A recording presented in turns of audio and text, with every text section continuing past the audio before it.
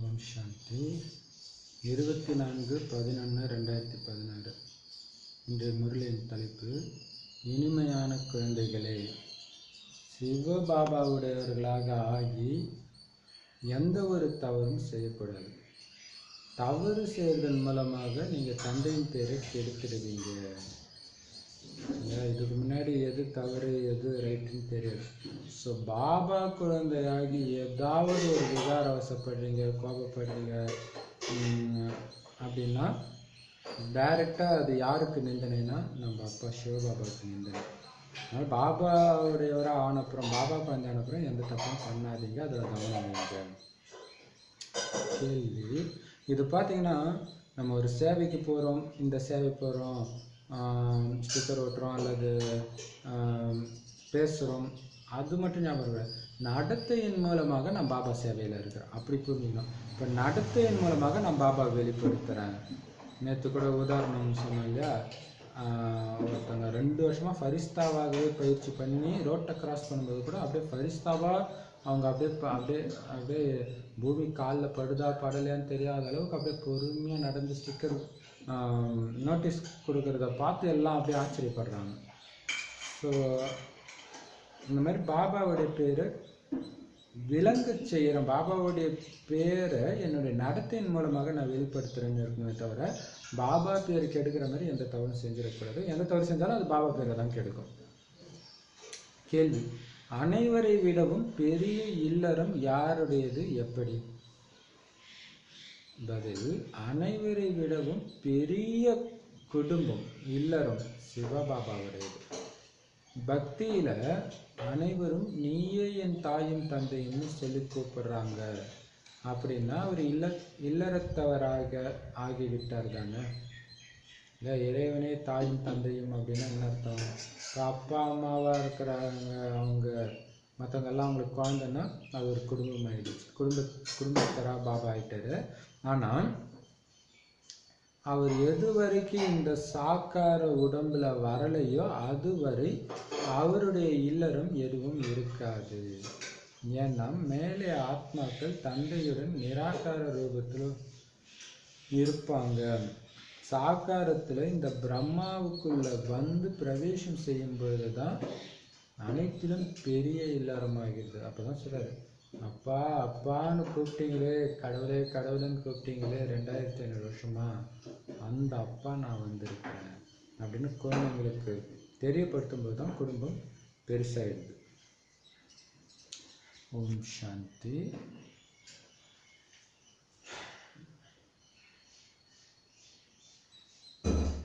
So இத்தனை குழந்தைங்க அவருக்கு இல்லையா, அதனால் இது ஒரு மிகப்பெரிய குடும்பம் பிரம்மகுமாரிகள்.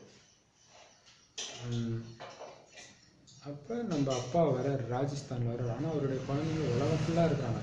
எல்லோரும் அப்பாவை பார்க்க போகிறாங்க வருஷத்துக்கு ஒரு தடவை. எப்படி வெளியில் வேலை செய்கிற பையன் வந்து தன்னுடைய உலகியல் தந்தையை பார்க்கறதுக்கு வருஷத்துக்கு ஒரு தடவை போகிறாங்களோ, வெளிநாட்டில் வேலை செய்கிறவங்களோ, அந்த மாதிரி நாம் அப்பாவை பார்க்க போகிறோம். ஆனால் அந்த மனநிலையில் போகிறீங்களா, அதுதான் மெயின். ஸோ இதோட கம்பேர் பண்ணும்போது நமக்கு தெரியும் அந்த குஷி. நேற்று கூட சொன்னோம் இல்லையா, அந்த திருப்பதியில் ஒரு நொடி தரிசனம் பார்க்கும்போது பக்தனுக்கு இருக்கிற குஷி உங்களுக்கு எந்த நேரமும் பாபா பார்க்கும்போது இருக்குதா? நம்ம சிலையை பார்க்கும்போதே அவங்களுக்கு அந்த குஷின்னா, உயிரோட்டமாக நம்ம தந்தையை பார்க்குறோம். உலகம் ஃபுல்லாக கடவுளே கடவுளே அப்படின்னு யாரை கூப்பிட்டுருக்குதோ அந்த தந்தையை பார்க்குறோன்னா அந்த குஷி நமக்கு இருக்குதா அப்படின்னு செக் பண்ணணும். ஓம் சாந்தி. குறிப்பாக பாரதமும் பொதுவாக உலகமும் எல்லைக்கப்பாற்பட்ட தந்தை துறவரத்தவரா அல்லது இல்லறத்தவரான்னு தெரிஞ்சிருக்கலாம். யாருக்குமே தெரியல, இறைவனுக்கு ஒரு குடும்பம் இருக்குதுன்னு தெரியல இல்லையா. மனைவி பார்வதி, குழந்தை பிள்ளையார் முருகன் இதை காட்டியிருக்கிறாங்க. இருந்தாலும் அவர் உண்மையிலே அவருக்கு ஒரு குடும்பம் இருக்குது, மிகப்பெரிய குடும்பம், உலகத்தில் இருக்கிற எல்லாம் அவருடைய குழந்தை அப்படின்றது யாருக்கும் தெரியல. மற்ற மதத்தினருக்கு அதுவுமே தெரியாது. தந்தை வரும்பொழுது தான் குழந்தைகளே குழந்தைகளேன்னு சொல்லி கூப்பிட்றாரு. ஏன் குழந்தைங்களே குழந்தைங்களேன்றாரு? நான் உங்கள் அப்பான்னு ஞாபகம் வருதா, அதை தட்டி எழுப்புறாரு குழந்தை குழந்தைன்ட்டு. ஆனால் தான் ஆடாவிட்டாலும் தன் தசை ஆடணுவாங்க. அது உடம்புடைய உறவுக்கு, இது ஆத்ம உறவு. அதனால் ஆட மாட்டேங்குது. அதனால தான் அவர் கஷ்டப்பட்டு சொல்லி சொல்லி எழுப்புறாரு. ஏன்னா அவர் நீயே தாயும் தந்தையும் நீயேன்னு அழைக்கப்படுறாரு. சிவன் அந்த பரந்தாமத்தில் நிராகாரியாக இருக்கிறாருன்னு எல்லோருக்குமே தெரியும். சிவனுடைய பரந்தாமத்தில் சிவபாபா இருக்கிறார் நிராகாரியா. அந்த இருந்தாலும் அவருக்கு ரூபம் இருக்குது, ஒளிப்புள்ளியாக இருக்குது. குழந்தை மட்டும் அங்கே கிடையாது. ஒருவேளை அங்கேயும் குழந்தை இருக்கிறாங்க, அதாவது குழந்தைங்க இருக்கிறாங்கன்னா அப்போ என்னன்னா எல்லா ஆத்மாக்களும் அவருடைய குழந்தை ஆகிடுவாங்க. ஏன்னா அங்கே எல்லோருமே ஒரே மாதிரியாக இருக்கிற குழந்தைங்க. அதனால அனைவரும் பரமாத்மான்னு புரிஞ்சுக்கிட்டாங்க. ஆத்மாவும் புள்ளி ரூபம், பரமாத்மாவின் ரூபமும் புள்ளி. அதுதான். ஸோ அப்பா அம்மா அப்படின்ட்டு அவரை கூப்பிட்டா கூட அவர் குடும்பஸ்தர் அப்படின்ற விஷயம் அவங்களுக்கு தெரியல. அவருக்கு குழந்தை இங்கே வரும்பொழுது தான், அப்பான்னு கூப்பிட்ற குழந்தை இங்கே ஸ்தூல உலகத்துக்கு சங்கமயுகத்தில் வரும்பொழுது தான் இருக்குது. மற்றபடி அங்கே பரந்தாமத்தில் அவருக்கு குழந்தைன்னு வச்சிங்கன்னா எல்லாருமே ஒரே மாதிரியே இருப்பாங்க, ஒளிப்புள்ளியாக இருப்பாங்க. யாருக்குமே அங்கே நடிப்பும் கிடையாது. ஆத்மாவும் புள்ளி ரூபம், பரமாத்மாவும் புள்ளி ரூபமாக இருக்கிறோம். நீயே தாயும் தந்தையும் அப்படின்னு இல்லறவாசி மனிதர்கள் தான் பாடுறாங்க. துறவற மார்க்கத்தை சார்ந்த சந்நியாசிகள் பரமாத்மா பிரம்மமாக இருக்கிறாரு அப்படின்னு சொல்லிடுறாங்க. அதனால நீயே தாயும் தந்தையும் அப்படின்ட்டு அவங்க சொல்ல மாட்டாங்க. ஏன்னா அப்போ பாருங்க, சன்னியாசிகள் பின்னாடி போனால் கூட அப்பா முருகப்பா சிவத்தந்தையே அப்படி இப்படின்றாங்க. அது யார் சொல்லுவாங்கன்னா குடும்பஸ்தர்கள் தான். சன்னியாசிகள் அப்படிலாம் வேண்ட மாட்டாங்க. ஏன்னா அவங்கள பொறுத்தவரைக்கும் கிட்டத்தட்ட கடவுள் இல்லைன்ற மாதிரி தான் அது கணக்கு. ஏன்னா பிரம்ம தத்துவம் அப்படின்னா அந்த தத்துவம் எதுவும் பண்ணாது, அது கூட போய் சேர்றது தான் நம்ம லட்சியம்னு வச்சுருக்கிறதுனால அவங்க கடவுளை நீயே தாயும் தந்தையும்னு சொல்ல மாட்டாங்க. ஏன்னா அவங்களுடைய மார்க்கமே தனி மார்க்கம். ஆனால் இந்த சந்நியாசிகள் கூட மனிதர்கள் லக்ஷ்மி நாராயணன் முன்னாடி சென்று தவறுதலாக மகிமை பாடுறாங்க, நீயே தாயும் தந்தையும்ட்டு. அல்லது அச்சுதம் கேசவம் அப்படின்னாங்க. அச்சுதம் கேசவம்னா நீயே தாயும் தந்தையும் அர்த்தமா என்னன்னு தெரியல. அப்படியா? சரி.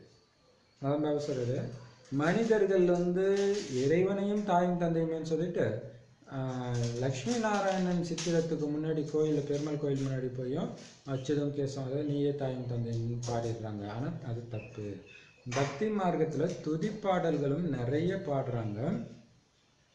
உண்மையிலே பரமாத்மா தந்தை, அவர்கிட்ட இருந்து ஆஸ்தி எப்படி கிடைக்கும், ஆஸ்தியாக என்ன கிடைக்கும் அப்படிங்கிறது அவங்களுக்கு தெரியல. ஆனால் மகிமை மட்டும் பாடுறாங்க. இந்த பிரம்மா நமக்கு தந்தையாகவும், மூத்த சகோதரன் அண்ணனாகவும், பெரிய தாயாகவும், பிரஜா பிதாவாகவும் இருக்கிறார். அதனால தான் நிறைய கோயிலில் பார்த்தீங்கன்னா பிரம்மா பெண் உருவத்தில் இருக்கும், காயத்ரி தேவி அம்மன் அப்படின்னு நினச்சிட்டு இருப்பாங்க.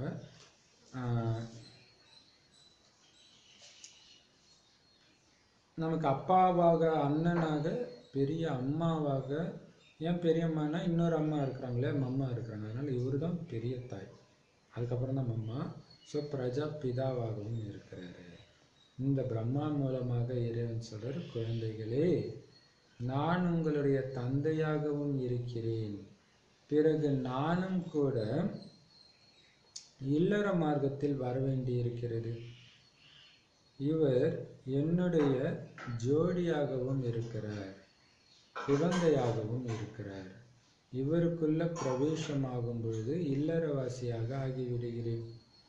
என்னைத்தான் பரம தந்தை, பரம ஆசிரியர், அது supreme father, supreme teacher, supreme guru, பரமகுருன்னு சொல்கிறாங்க. குரு முக்திக்காக வழிகாட்டுறாரு.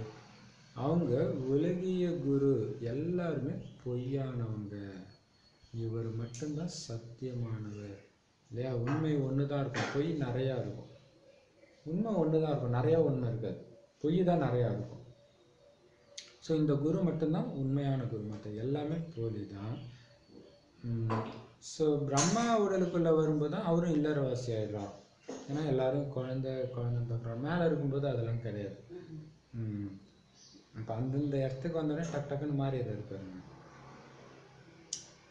ஆங்கிலத்தில்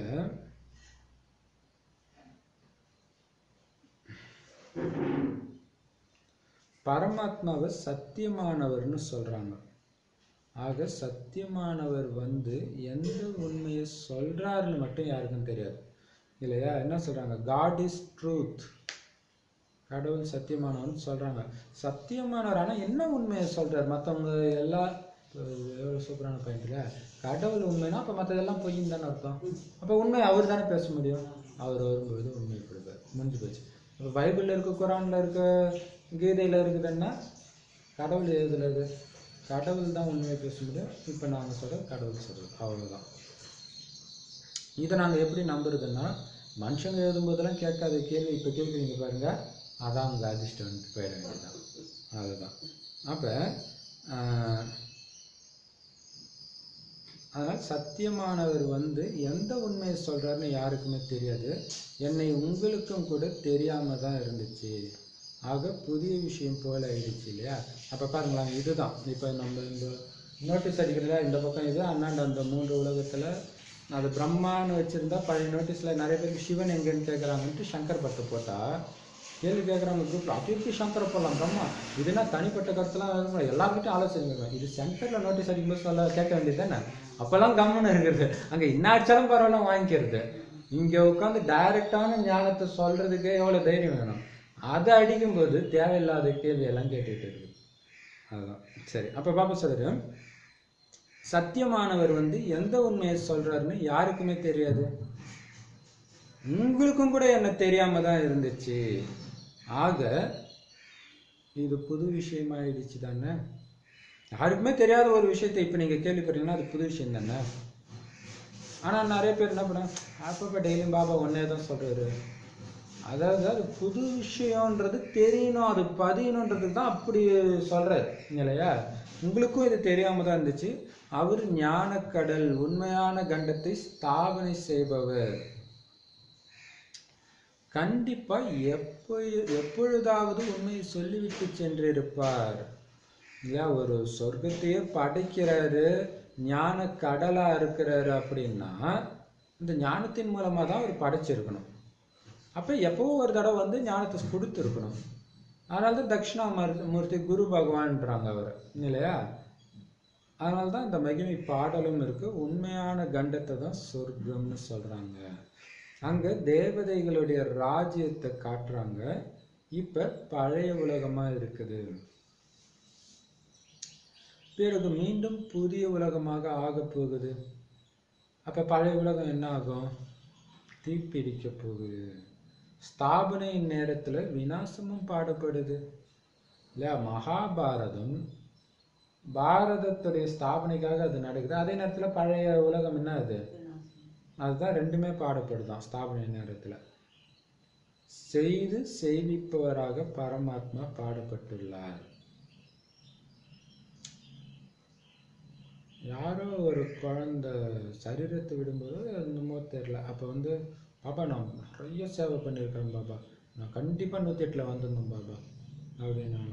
அப்படியே குழந்தை, ஆமாம் பாபா நீ சொன்ன எல்லா குணமும் எனக்கு இருக்குது பாபா, எனக்கு எந்த அசுர குணமும் இல்லை பாபா. அப்படியே குழந்தை, ஆமாம் பாபா எல்லாத்தையும் நீ தான் பண்ணியிருக்க. ஆமாங்க பாபா பாருங்க பாபா இவ்வளோ பண்ணியிருக்கோம். ஓ நீயா பண்ணியா எல்லாத்தையும்? ஸோ அங்கேயே போயிடுச்சு இல்லையா. அதுதான். அப்ப செய்து செய்வராக பரமாத்மா பாடப்பட்டுள்ளார். அவர் இல்லைன்னா நமக்கு ஒரு இடத்துல கூட பர்மிஷன் கிடைக்காது.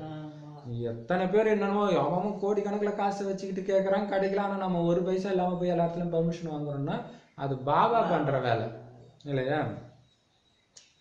பிரம்மாவின் மூலம் ஸ்தாபனை செய்கிறாரு. எப்படி செய்ய வைக்கிறாரு? அதை தாமே தெரியப்படுத்துவார். இல்லையா? அவர் வரும்போது தான் அது சொல்லுவார் எப்படின்ட்டு. அதை ஆனால் மனிதர்களுக்கு எதுவுமே இது தெரியாது. ஸோ அவர் வரும்பொழுது தான் தெரியும் எப்படி பிரம்மா மூலமாக படைக்கப்படுது. நிறைய பேர் பிரம்மா படைக்கும் கட்டுறாங்கன்னா எப்படி படித்தாரு, எப்படி படைக்கப்பட்டதோ அவர் மூலமாக, அப்போ வந்து இறைவனை படைப்பவரே வந்து சொல்லுவார். அது வரைக்கும் மனுஷங்களுக்கு யாருக்கும் தெரியாது. ஏன்னா பரமாத்மா செய்து செய்விப்பவர்னு சொல்கிறாங்க. மேலும் பிறகு நாடகத்தை பற்றியும் தெரிந்து விட்டது. கலியுகத்துடைய முடிவு சத்தியுகத்துடைய தொடக்கம். என்னது? இந்த சங்கம யுகம். இந்த சங்கம யுகத்தை தான் உயர்வானதாக எடுத்துக்கொள்ளணும். கலியுகத்துக்கு பிறகு வருவது சத்தியுகம். சத்தியுகத்துக்கு பிறகு என்ன ஆகும்? ஏன் சத்தியுகத்தை விட சங்கம யுகம் பெருசுன்றாரு? ஏறுறது இங்கே தான் நடக்குது. ஏறுறது பாபா வர்றாரு, அதெல்லாம் ஓகே, நம்ம பாக்கியம். பட் 5000 வருஷம் இறங்குனதா ஒரே பிறவில ஏற்றி விடுறாரு. சத்தியத்துக்கு போனோன்னே இறங்குதான். ஸோ சத்தியுகத்துல இருந்து நீங்க கீழே இறங்கணும். சொர்க்கமும் நரகமும் பாடப்பட்டு இருக்குது.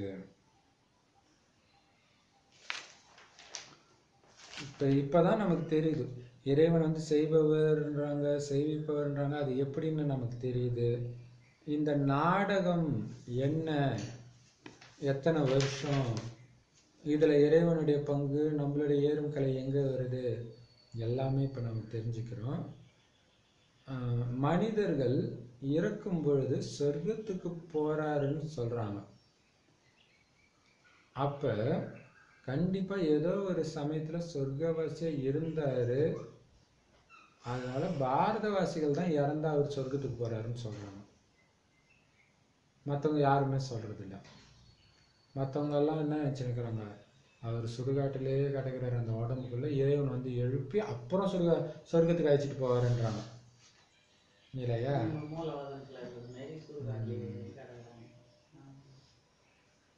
ஸோ அவங்க சொல்கிறதும் கரெக்டு தான். இந்த பூமி சுடுகாடு தானே, நரகம். இங்கே இருக்கிறாங்க, பிறவி எடுக்கிறாங்கன்னு அவங்களுக்கு தெரியல. நரகத்தில் பிறவி எடுக்கிறாங்க, சுடுகாட்டில் பிறவி எடுக்கிறாங்க. இறைவன் வந்து சொர்க்கத்துக்கு அழைச்சிட்டு போகிறார் இல்லையா? ஆனால் கரெக்டான உட்பொருள் தெரியாமல் சொல்கிறாங்க. ஏன் பாரதவாசிகள் மட்டும் இறந்துட்டா சொர்க்கவாசியாக போகிறாருன்னு சொல்கிறாங்கன்னா, பாரதம் தான் அனைத்தையும் விட பழமையானதுன்னு தெரிஞ்சிருக்கிறாங்க.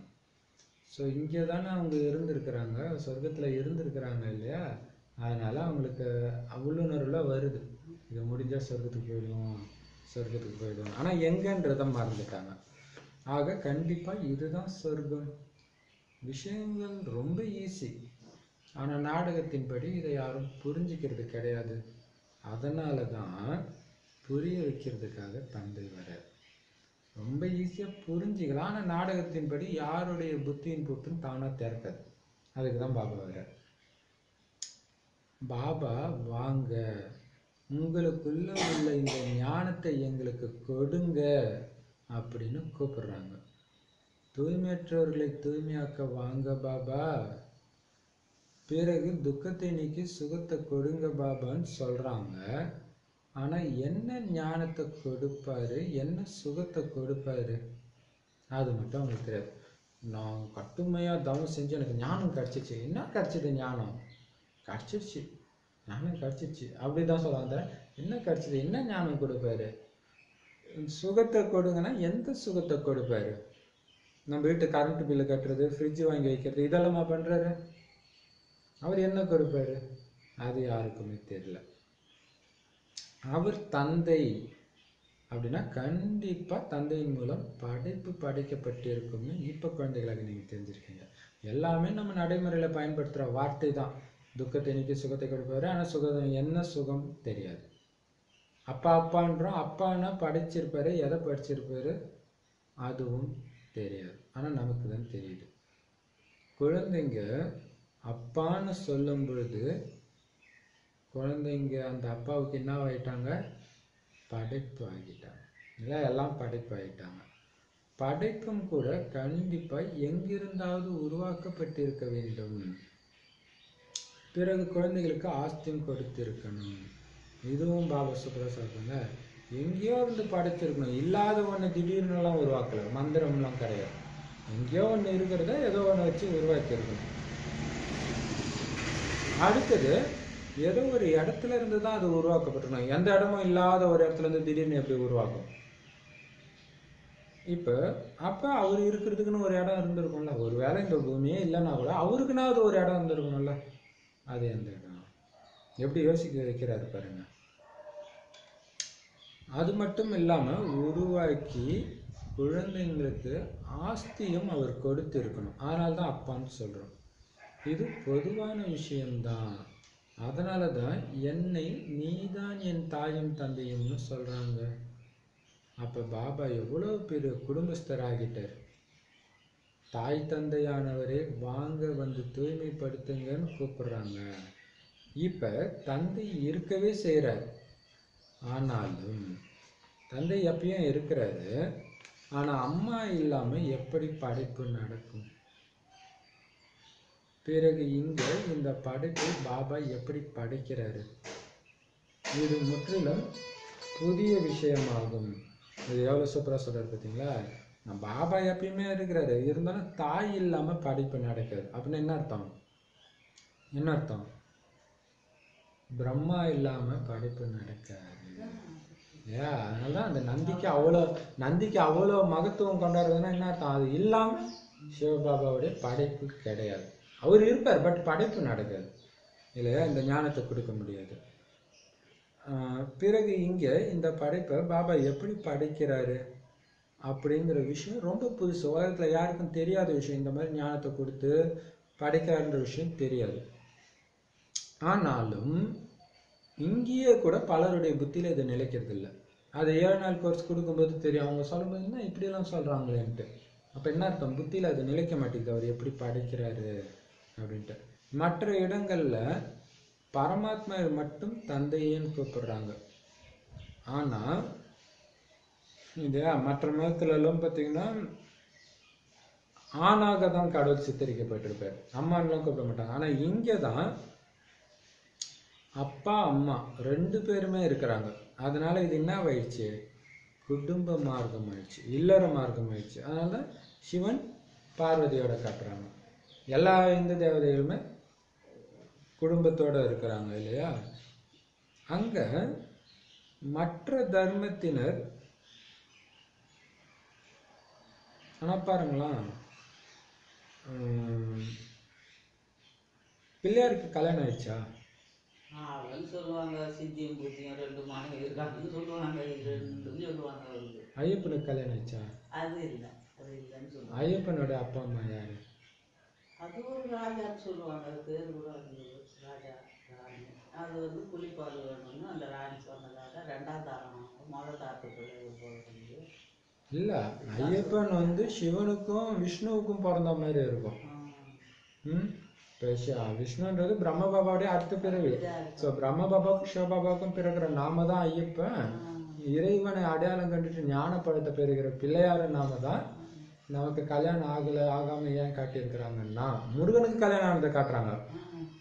பிள்ளையாரு ஐயப்பனுக்கு கிடையாது. ஏன்னா பிராமண வாழ்க்கையில தூய்மையா எல்லாரும் சகோதரனா பார்க்குறோம் இல்லையா? இதோடைய அடையாளமா தான் அங்க அப்படி இருக்குது இல்லையா? எவ்வளோ பாயிண்ட் சூப்பராக டச் பண்ணியிருக்கிறார் பாருங்க. அப்போ இது இல்லற மார்க்கம் தான். ஆனால் இந்த டைம் நமக்கு அவரே எல்லாம்.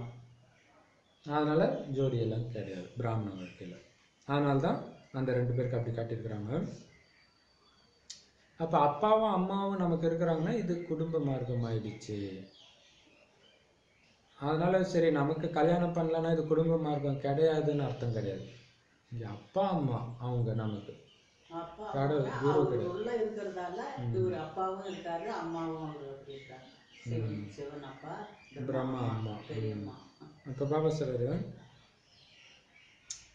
மற்ற தர்மத்தினர் தந்தைன்னு மட்டும் சொல்றதன் மூலம் அவங்களுக்கு முக்தியின் ஆஸ்தி கிடைக்குது. சிவபாபாவை மட்டும் ஏற்றுக்கிட்டா என்ன கிடைக்கும்? முக்தி தான் கிடைக்கும், ஜீவன் முக்தி கிடைக்காது. சொர்க்கத்துக்கு போக முடியாது. எவ்வளோ பெரிய விஷயம் இல்லையா? அவங்க வருவது கூட பின்னாடி தான் வராங்க, துவாபரகத்தில் தான் வராங்க. கிறிஸ்தவ தர்மத்துக்கு முன்னாடி இந்த பௌத்த தர்மம் இருந்துச்சு, அதற்கும் முன்பு இஸ்லாம் தர்மம் இருந்ததுன்னு எல்லோருக்கும் தெரியும்.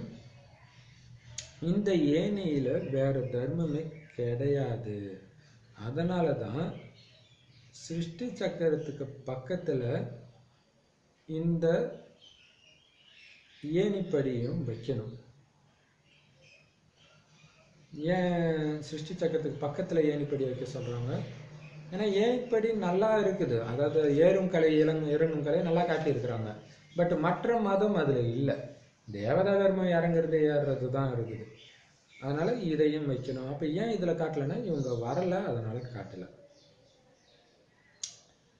இது ஸ்கூலு. இப்ப ஸ்கூல்ல ஒரே ஒரு புக்கு மட்டும் வச்சிருக்க மாட்டாங்க, வரைபடங்களும் ஸ்கூலுக்கு தேவைப்படுது.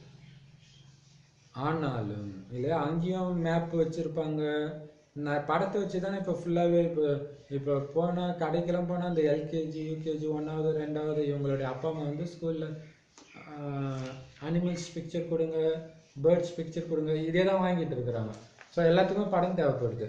ஆனாலும் அவ்வளோ கஷ்டப்பட்டு அங்கே படித்தா கூட அந்த ஸ்தூலமான படிப்பு பயன்படாது, வேஸ்ட். இல்லையா, சுண்டல் கூட கிடைக்குமான்னு டவுட்டுன்ட்டு பயன்படாது.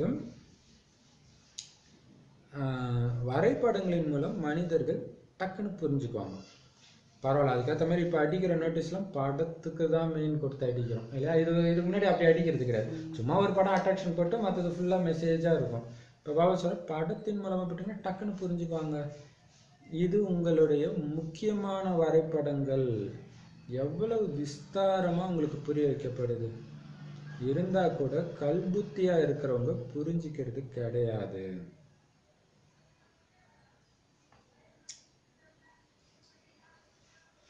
தந்தை புரிய வச்சிருக்கிறாரு, கண்காட்சிகள்ல முதல்ல திருமூர்த்திகள் பற்றியே புரிய வைக்கணும்.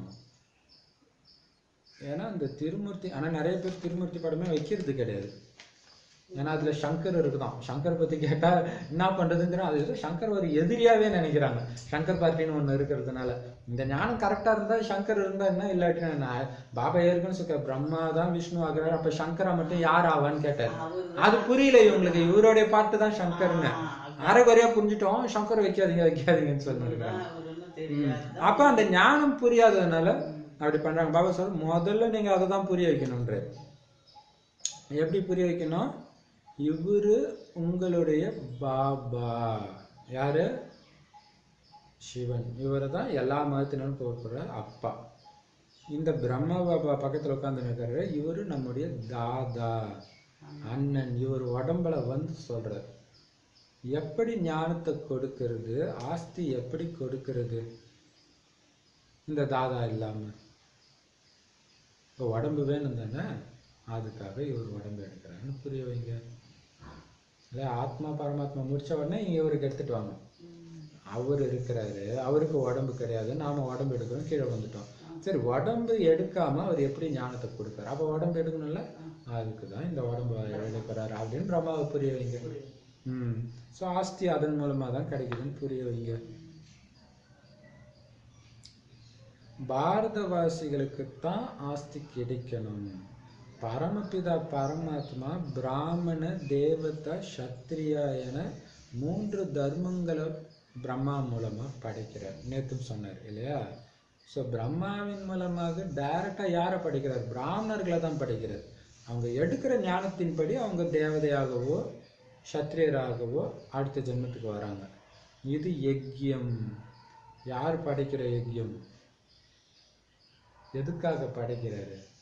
சிவன் ஞானத்துக்காக. ஸோ ருத்ர ஞான யஜ்யம் இது. பக்தி மார்க்கத்துல மற்ற யஜ்யங்கள் தாமதமாக தொடங்குது. 2500 வருஷத்துக்கு பிறகுதான் மற்றவங்க யாகம் வளர்க்கலாம் ஆரம்பிக்கிறாங்க. அதுவும் துவாபர ஆரம்பத்தில் இருக்கிறாரு, 14 கழிச்சு தான். ஏன்னா முதல்ல சிவனுடைய பூஜை தான் துவாபர யுகத்தில் நடக்குது, பிறகுதான் தேவதைகளுடைய பூஜை நடக்குது. ஆனா சிவனுக்கு பூஜை நடக்கும்போதோ தேவதைகளுக்கு பூஜை நடக்கும்போதோ ஆரம்பத்துல எந்த யஜ்யமும் இருக்காது. இவ்வளவு பெரிய விஷயம் பாருங்க. அப்ப அதெல்லாம் இருக்காது, வேதம் கூட கிடையாதுன்றார். கோயில் கட்டி கும்பிடுவாங்களே தவிர வேதம் இருக்காது. அப்படி இருந்துருது. அதற்கு பிறகுதான் இந்த யஜ்யம் யாகம் வளர்க்கறத தொடங்குறாங்க.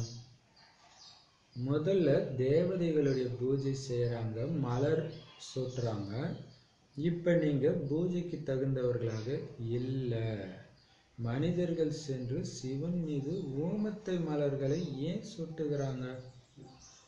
நீங்க அனைவரும் முட்களாக இருந்தீங்கன்னு தந்தை புரிய வைக்கிறாரு. அதுல இருந்து சிலர் பட்டு ரோஜாவாக, சிலர் பன்னீர் ரோஜாவாக, சிலர் மல்லிகையாக ஆகுறாங்க. ஊமத்தம்பூ எப்படி இருக்கும்? எருக்கம்பூ வேற, ஊமத்தம்பூ வேற தானே. ஆமா. ஊமத்தம்பூ எப்படி இருக்கும்? இது அப்படியே கொஞ்சம் நீட்டா இருந்து அப்படியே ஒரு நீட்டா இருக்கும். மஞ்சள் கலர்ல தானே இருக்கும். வெள்ளையிலே இருக்கும். வெள்ளை மஞ்சள் ரெண்டுத்துல வரும்ல. சரி, இப்ப பாபா சொல்றாரு, நீங்க எல்லாருமே முட்களாக இருந்தீங்க. அதுல இருந்து இப்ப பாபா நம்மள மலரா மாத்துறாரு ஞானத்தை கொடுத்து. ஆனா அதுல ஒரு சிலர் பட்டு ரோஜாவா ஆயிடுறாங்க, சிலர் பன்னீர் ரோஜா ஆயிடுறாங்க, சிலர் மல்லிகை ஆயிடுறாங்க, சிலர் எருக்கம்பூவாக கூட ஆகிடுறாங்க. எதுக்கும் உதவாத எருக்கம்பூவாகவும் ஆகிடுறாங்க. முழுமையா படிக்கல அப்படின்னா எருக்க மலராக ஆகிடுறாங்க, எதற்கும் உதவாதவராக ஆகிடுறாங்க. அவங்களுக்கு இந்த சேவை இதெல்லாம் ஒரு பெரிய விஷயமாவே தெரியாது. ஒழுங்கா படிச்சாதான் அந்த சேவை முந்துதல் இருந்துகிட்டே இருக்கும் இல்லையா? படிக்கலன்னா எருக்கம்பூவா ஆயிடுறாங்கன்னா அந்த எருக்கம்பூ அவ்வளவு ஒரு அதை ஏன் பிள்ளையாரு போட்டு அது ஒரு பெரிய இதுவாக அதான் ஒண்ணுத்துக்கும் உதவாதவரா தேவதையா இருந்தவங்க ஆயிட்டாங்கன்றது அப்படின்றது அடையாளம். தானாவே அது நடக்குது. ஆனா அவங்களுக்கு தெரியாது இல்லையா? ஆமா. இப்ப பாபா சொல்றாரு, அது கூட என்ன வருஷத்துக்கு ஒரு நாள் தானே அதுக்கு மரியாதை. அதுக்கப்புறம் யாருமே அதை திரும்பி கூட பார்க்க மாட்டாங்க. சிவபாபாவிடம் எல்லோருமே முட்களாக தான் வராங்க. வரும்போதே நான் மலரா இருக்கிறேன்னு யாருமே சொல்ல முடியாது. இப்போ பாபா இந்த மலரை வைத்து தொடர்ந்து வாணி கொடுக்குறாரு. நீங்க மலரா நேற்று சொல்றாரு, உங்க வாயிலிருந்து இன்னும் மலர் வெளிப்படல. அந்த அளவுக்கு அன்பான வார்த்தைகள், அந்த அளவுக்கு குஷியான வார்த்தைகள் வரலன்றது. அதாவது ஒவ்வொருத்தரை பார்த்தாலும் உங்களுக்கு அவ்வளோ அப்படியே ஆத்மா துள்ளி குத்திக்கணும், அவ்வளோ இவங்க எவ்வளவு நல்லவங்களா இருக்கிறாங்கன்ட்டு. ஸோ அந்த அளவுக்கு நல்லவங்கள நீங்க மாத்தணும் உங்க மனசுல. அவங்க மாற தேவையில்ல. நீங்க ஏன் கெட்ட குணத்தை பாக்குறீங்க? நல்ல குணத்தை மட்டும் பார்த்தா அதை ஆசைப்பட்டுட்டே இருங்க. உங்களுக்கு பிடிச்ச ஒருத்தரை பார்த்தா ஆஹா எனக்கு எவ்வளோ பாக்கியம், ஒரு பக்கத்துல இருக்கிற மனசுக்குள்ள எண்ணங்கள் வரும். அந்த மாதிரி எப்பயுமே இருக்கணும் யாரை பார்த்தாலும். இப்போ அந்த மாதிரி நல்ல விஷயத்த மட்டுமே பார்க்கும்போது அது நடக்கும். ஸோ பாபா கிட்ட வரும்பொழுது எல்லாருமே முல்லாதான் வராங்க. அதனால தான் பாபா சார் இப்போ நீங்க பூஜைக்கு தகுதியானவராக ஆகலை, இன்னும் மலராக ஆகலை. ஆகிட்டு இருக்கிறீங்க, அவ்வளவுதான். ஆயிட்டீங்கன்னா இந்த அழுக்கான உடம்புல இருக்க முடியாது, டக்குன்னு அங்க போயிடுவோம். முட்களாக வர்றவங்களை பாபா தான் மலர்களாக ஆக்குறாரு. ஆனா மலர்களிலும் கூட விதவிதமானவைகளாக ஆகுறாங்க. தோட்டத்துல பலவித மலர்கள் இருக்கும் இல்லையா? உங்களில் கூட வரிசைக்கிரமமாக இருக்கிறீங்க. சிலர் சிம்மாசன அதிகாரி ஆகுறாங்க, சிலர் வேறு ஏதாவதாக ஆகுறாங்க இல்ல. பாபாவுடைய இதய சிம்மாசனத்தை வீட்டு இருக்கிறவராக சிலரும், மற்றவங்க வெவ்வேறு இது ஆயிடுறாங்க. இந்த அனைத்து விஷயங்களும் தந்தை தான் புரிய வைக்கிறாரு. ஏன் பாபா தான் இதெல்லாம் புரிய வைக்கிறாரு? ஏன்னா மற்றவங்க யாராருக்கும் இதை புரிய வைக்க தெரியாது, முடியாது. பக்தி மார்க்கம் எவ்வளவு நீண்டதாக இருக்குது, ஆனா அதுல கொஞ்சம் கூட ஞானமே கிடையாது. நிறைய புக்கு இருக்கும் இந்து மதத்துக்கு. ஒரு பைபிள் மட்டும் கிறிஸ்தவ மதத்துக்கு இருந்தாலும் அதுக்கு விளக்கம் எழுதியிருப்பாங்க. அதை பெருமையா சொல்லுவாங்க, உலகத்திலே அதிகமா விளக்க உரை பைபிளுக்கு தான் எழுதியிருக்கிறாங்க தெரியுமா? பைபிளை வச்சு எத்தனை புக்கு தெரியாம அது பண்ணி என்ன பண்ற. அதான் பாபா சொல்றாரு, அதுல கொஞ்சம் கூட ஞானம் கிடையாது. நீ எத்தனை புக்கு படிச்சா என்ன, எத்தனை வச்சிருந்தா என்ன? சத்தியுகத்துல தேவதைகள் இருந்தாங்க, கலியுகத்துல ஒரு தேவதை கூட கிடையாது. ஆக கண்டிப்பா பரமபிதா பரமாத்மா தானே மனிதர்களை தேவதைகளா ஆக்கியிருப்பார். நேத்து கூட வானிலை சொன்னார், கலியுகத்துக்கு பிறகு சத்தியுகம் வரும்னு எல்லாருக்கும் தெரியுது. கலியுகத்துல மனிதர்கள் கீழானவர்களாக இருக்கிறாங்கன்னு தெரியுது. சத்தியுகத்துல பயங்கர உயர்ந்த தேவதைகள் தான் இருப்பாங்கன்னு தெரியுது. திடீர்னு அவங்க எப்படி இப்படி மாறி இருப்பாங்கன்னு மட்டும் யாருடைய புத்தியிலும் வரல. எப்பயோ முயற்சி பண்ணியிருப்பாங்க தானே கலியுகத்துல இருந்துகிட்டே, அது யாருடைய புத்தியிலையும் வரலன்றாரு. தவறு செய்யறது தெரியாதுல்ல மக்களுக்கு. எப்படி பொதுவாக தவறோ நல்லதோ எதுவும் தெரியாம தானே செய்யறோம் அப்போ இல்லையா? தவறுன்னு தெரியாமலே கலியுகத்துல பண்ணிட்டு இருக்கிறாங்க. இப்ப பாபா சொல்றாரு, பாபா மனிதர்களை தேவதைகளாக ஆக்குறதுக்கு ஏற்ற கர்மங்களை கற்றுக் கொடுக்கிறார். இப்பவே இப்படி இப்படி இருக்கணும், தேவதைகள்லாம் யாரை பார்த்தாலும் அவங்களுக்கு சந்தோஷமா இருக்கும், அப்படி இருக்கணும். ஸோ அந்த மாதிரி காரியத்தை எப்படி செய்யறது, அந்த மாதிரி தேவதை மாதிரி எப்படி நினைக்கிறது, பார்க்கறது, பேசுறது, இதை பாபா கற்றுக் கொடுக்கிறார். அதை மனிதர்கள் கற்றுக்கொண்டு தெய்வீக குணங்களை தாரணை செய்து தேவி தேவதைகளாக ஆகிடுறாங்க. மற்றபடி மற்ற தர்மத்தவர்கள் எதை கற்றுக் கொடுக்க முடியும்? ஏன்னா அவங்களுக்கு பின்னால அவர்களை சேர்ந்தவர்கள் மேலிருந்து வராங்க. எனவே அவர்கள் தூய்மை ஞானத்தை மட்டும் கொடுக்கறாங்க. கிறிஸ்து வரும் சமயத்துல கிறிஸ்தவர்கள் யாருமே இருக்கிறது கிடையாது, மேல இருந்து அவருக்கு பின்னால் வருகின்றனர். இது எவ்வளவு பெரிய ரகசியம் பார்த்தீங்களா? பாபா வர்றாரு, வந்து அவருடைய குழந்தைங்களை எல்லாம் படிச்சு குழந்தைங்களுக்கு ஞானத்தை கொடுக்குறாரு. ஆனா கிறிஸ்து வந்துட்டு போற வரைக்கும் ஒரு கிறிஸ்தவர்கள் கூட இந்த பூமியில கிடையாது. இப்போ அவர் என்ன ஞானத்தை கொடுக்க முடியும்? ஸோ எல்லா மதத்துக்காரங்களுமே அவர் போன பிறகுதான் மற்றவங்களே வருவாங்களாம். அதுக்கப்புறம் அவர் சொன்னதை ஏதோ எழுதி வச்சதெல்லாம் எடுத்து படிச்சு பார்த்தா இது என்னுடைய மதமாச்சு, அவங்களுக்கு ஒரு பற்று வருது, அப்படிதான் வராங்க. அதனால தான் அவர் என்னத்தை கற்பிக்க முடியும்? சூப்பரா சொல்றாரு இல்லையா? முக்கிய தர்மங்களே 4 தான். என்னென்ன தர்மம்? ஆதிசநாதன தேவி தேவதா தர்மம், அதுதான் நம்பர் 1. இஸ்லாம், புத்த மதம், கிறிஸ்தவ மதம், 4. தர்மத்தை ஸ்தாபனை செய்யறவங்களுடைய சாஸ்திரங்கள் தர்ம சாஸ்திரங்கள்னு சொல்லப்படுது. முக்கியமானவை இந்த 4 தர்மங்கள். மற்ற எல்லாமே சின்ன சின்ன தர்மங்கள், அது எல்லாமே வளர்ச்சி அடைஞ்சபடியே இருக்கும். இஸ்லாம் தர்மத்தினருக்கு அவங்களுடைய சாஸ்திரம், பௌத்த மதத்தை சார்ந்தவர்களுக்கு அவங்களுடைய சாஸ்திரமும் தனித்தனியா இருக்கும். ஆக தர்ம சாஸ்திரம் இவை மட்டும்தான். பிராமண தர்மம் இப்போதையதாகும். பிராமண தேவதாய நமக அப்படின்னு மனுஷங்க பாடுறாங்க. ஆக பரமபிதா பரமாத்மா வந்து பிரம்மாவின் மூலம் படைக்கக்கூடிய பிரம்மாவின் வாய்வழி வம்சாவளியினரே உண்மையான பிராமணர்கள். நீங்கள் பிரஜாபிதா பிரம்மாவின் வாரிசுகளே அல்ல அப்படின்னு அந்த பிராமணர்களுக்கு நீங்க புரிய வைக்கணும். நீங்கள் தங்களை பிராமணர்னு மட்டும் சொல்லிக்கிறீங்க, ஆனா அர்த்தத்தை புரிஞ்சுக்கல.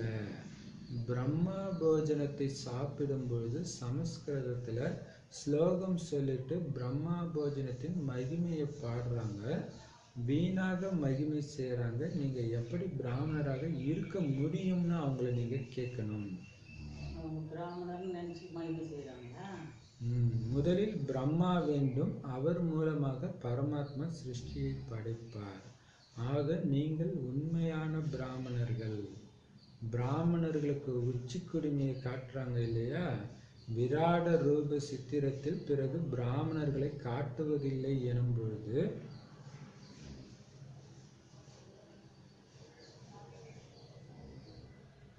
எங்கிருந்து பிராமணர்கள் வந்தார்கள்? நீங்கள் தம்மை பிராமணர்கள்னு சொல்லிக்கிறீங்கன்னா பரமாத்மா வந்து பிரம்மாவின் மூலம் புதிய படைப்பை படைக்கும் பொழுது பிராமணர்களாக ஆகுறீங்க. பிறகு பிராமணர்கள் தான் தேவதையாக ஆகிறாங்க. பிராமணர்கள் இருப்பதே சங்கம யுகத்துல தான். கலியுகத்துல இருக்கிறவங்க எல்லோருமே சூத்திரர்கள். பிராமணர்களுடைய மகிமையை நிறைய செய்றாங்க. இந்த அனைத்து விஷயங்களையும் பாபா புரிய வைக்கிறார். சூப்பரா சொல்றாரு பாபா. இப்ப இதுதான் பாபா ஒரு பக்கம் வாதம் செய்யக்கூடாதுன்றாரு, ஆனாலும் உண்மையை சொல்லணுன்றாரு. ஸோ அது நம்ம அப்படியே பயங்கர யுக்தியா சொல்லணும், இல்லைன்னா சண்டை வந்துடும். நீ எல்லாம் ஐயரே கிடையாது, நான் தான் உண்மையான ஐயர்னா சண்டை வந்துடும் இல்லையா? அதுதான் பாபா சொல்றாரு. அதை நீங்க எப்படி புரிய வைக்கணும்னா, பிராமணர்களுடைய தந்தை யார்? அவங்க சொல்லுவாங்க, நாங்க பிரம்மாவுடைய வழி வந்தவங்க. ஏன்னா வேதத்துல அப்படிதான் போட்டிருக்கு, பிரம்மாவுடைய வழி வந்தவங்க தான் பிராமணர்கள்ட்டு. அப்ப இப்ப பிரம்மா எங்க இருக்காரு? பிரம்மாவுடைய வாய் வழியா பிறந்தவங்க தான் பிராமணர்கள். நீங்க ஒன்றும் வாய் வழியா பிறக்கல, பிரம்மா வாய் வழியா நாங்க தான் பிறக்கிறோம். இப்ப பிராமணர்கள் தான் தேவதைகளாக ஆகுறாங்கன்றதுக்கு பயங்கர ஆதாரம் மகாவிஷ்ணு கோயில்ல ஒரு நாள் அவரை பிராமணனா காட்டுறாங்க, வியாழக்கிழமை குருவாரப்ப. அப்ப குருவார் சிவனுடைய நாள். சிவன் வர்ற டைம்ல பிராமணரா யார் ஆகுறாங்களோ அவங்க தான் தேவதை ஆகுறாங்க. அப்ப அந்த பிராமணர் யாரு? பிரம்மா மூலமா இருக்கிறவங்க தான் உண்மையான பிராமணர்கள். நீங்க எப்படி பிராமணர்கள் சொல்ல முடியும்? அதே மாதிரி விராட ரூபத்துல கூட பிராமணர்களை காட்டலைன்னா எங்க இருந்து வந்தாங்க? விராட ரூபத்துல பார்த்தீங்கன்னா மேல தேவதைகள், ஆனா நம்ம இதுல ஃபர்ஸ்ட் பிராமணர்கள் அப்படின்னு சொல்லிடுறாங்க தலைய. பட் தலை தேவதை, தோல் வந்து சத்திரியர், வயிறு வைசியர், கால் வந்து சூத்திரர்கள். பிராமணர்களே இதுல இல்லையே, இப்ப எங்க இருந்து வந்தாங்க? எந்த படைப்புல வராங்க அப்படின்னு குடுமி அதுல காட்ட மாட்டாங்க. மகாவிஷ்ணுவோட ஒரு ரூபத்துல குடுமி காட்டினா நல்லா இருக்குமா? காட்டுதில்லை, மறைச்சிட்டாங்க. எங்க இருந்து வந்தாங்க? அப்ப இந்த படைப்புக்கு ஆதியா அவங்க இருக்கிறாங்க பிராமணர்கள். அப்ப முதல் தர்மம் எது? இந்த 5000 வருஷத்துல முதல்ல தோன்றிய தர்மம் பிராமண தர்மம் தான். தேவதையே அப்புறம் தான் இல்லையா? இப்ப பாபா சொல்றாரு, எப்ப பரமபிதா பரமாத்மா பிரம்மா உடல்ல வந்து படைப்பை படைக்கிறாரோ அப்பதான் நீங்க பிராமணர்கள் ஆகுறீங்க. இப்ப நீங்க தான் உண்மையான பிராமணர்கள், அவங்க கிடையாது. ஸோ அதை நீங்க பாடுங்க. ஸோ நீங்க வீணா மகிமை செய்றீங்க. பிரம்ம போஜனத்துடைய மகிமை அது நாங்க வைக்கிற போஜனம் தான் பிரம்ம போஜனம். நீங்க எவ்வளவுதான் சுத்தமா சமைச்சாலும் அது பிரம்ம போஜனம் இல்லை. அதை பிரம்ம சாப்பிட போறதும் கிடையாது. ஏன்னா தூய்மை இல்லையா? இப்ப பாபா சொல்றாரு, ஆனா அவங்க அவ்வளவு சின்சியரா பண்ணுவாங்க. நம்ம ஒவ்வொரு தடவையும் பாபா கூப்பிட்டு வச்சு உட்கார வச்சுட்டு சாப்பிட வைக்கிறோமா? நிறைய தடவை மறந்துடுறோம். ஆனா அவங்க மறக்கிறதே கிடையாது. இருந்தாலும் பாபா சொல்றாரு, நீங்க வீணாவே பாடுறீங்க இல்லையா? அப்ப பாபா சொல்றாரு, ஏன்னா அப்ப பரமாத்மா படிக்கும்போது நீங்க பிராமணர்களாகிறீங்க, பிராமணர்களாகிய நீங்க தான் பின்னாடி தேவதை ஆகிறீங்க. அப்ப பிராமணர்கள் இருக்கிறதே இந்த சங்கம யுகத்துல மட்டும்தான். கலியுகத்துல இருக்கிற எல்லாருமே சூத்திரர்கள் தான். பிராமணர்கள்லாம் இருக்க முடியாது கலியுகத்துல. பிராமணர்களுடைய மகிமையை நிறைய செய்யறாங்க. இந்த விஷயத்தெல்லாம் இப்ப பாபா தான் நமக்கு புரிய வைக்கிறாரு. அல்லாஹ் மற்றும் ஆஸ்தி, இதுதான் சாரம்.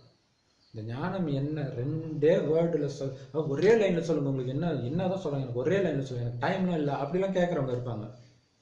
ஒரு லைன் என்ன, ரெண்டே வார்த்தையில சொல்றோம், அப்பா ஆஸ்தி, அவ்வளவுதான். என்ன பத்தி சொல்றீங்க?